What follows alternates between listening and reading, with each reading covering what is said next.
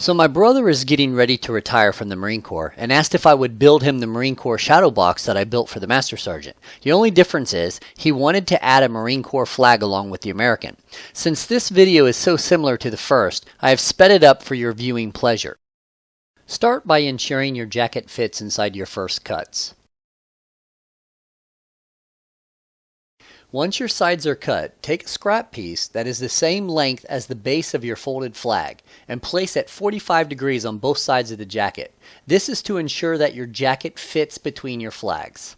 Then measure that distance and cut. Once that is done, you can cut your 45-degree angles on all four sides. I quickly swap out my blade for my dados and cut half the width of each piece for the backplate. Then I break out my router table and route each piece with a standard 3/8 round over.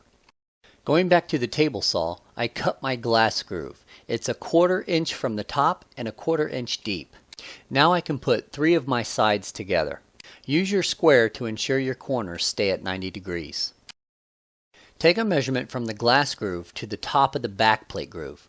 Cut your pieces an inch bigger than the length of the base of your folded flag. Now cut each piece at 45 degrees. With the measurement you took from the glass groove to the backplate groove, cut each piece. Do a light sanding on each piece before gluing them into their positions. After you give it enough time to set, take it out to the sanding table. Remember, you can never spend enough time sanding. Wipe down with a paper towel and stain.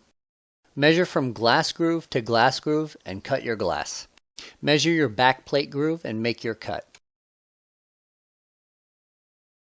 Place your backplate in position, mark it, and then cut it. Hold the bottom side in position while you mark the interior of the box. Cut your foam board according to the interior marks you just made.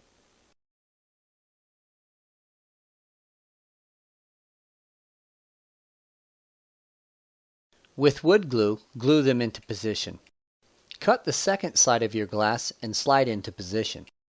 Now that your glass is in, attach your bottom piece.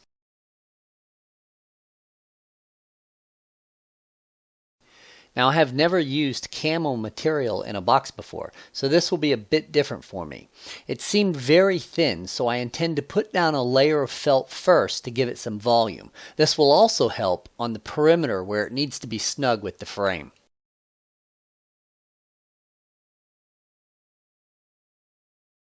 I have done away with using the push pins on the sides. I now resort only to colored duct tape to hold down the sides. Take something thin and cut it into the shape of your triangles. It helps if they are see-through when you go to align them. This is to be used to keep the flags flush up against the glass. Lay out your flags and get proper alignment with logos or stars. Then with your cut piece under the first layer, fold them up. Tape them down to hold them in place until we attach our backplate. At this point your box is done, but like always, I am going to design the interior. Prep your jacket and belt and position in place. Now take your time and try a few different positions. When you find one that looks good, attach everything in place. I have grabbed one of my old medals to ensure a space for his last award. It is just for positioning and will be removed after he gets his final end of tour award. I use both glue and straight pins to ensure everything stays put.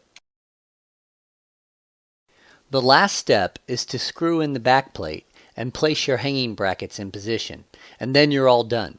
Be careful when flipping your box upside down, as your medals are free hanging and you don't want them to scratch the glass.